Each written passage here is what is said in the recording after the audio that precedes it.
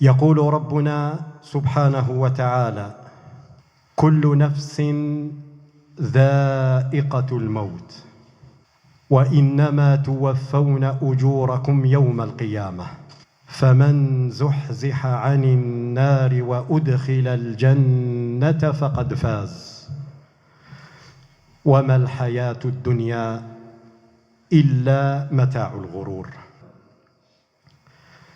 أصبحنا نقرأ القرآن ونسمع القرآن ولا نتأثر، وندفن موتانا ولا نعتبر، ونسمع المواعظ والعبر ولا نتذكر، والسبب في ذلك قسوة القلوب.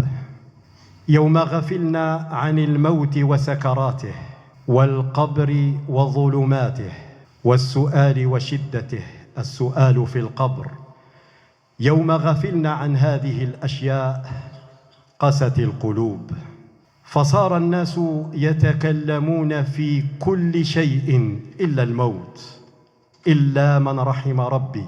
وإن وجد من يحدث الناس عن الموت يقال عنه رجل يقنط الناس، أو رجل يئس من الحياة، أو رجل حزين. قدوتنا في هذه المسألة رسول الله صلى الله عليه وسلم، فقد صح عنه أنه قال: أكثروا من ذكر هادم اللذات.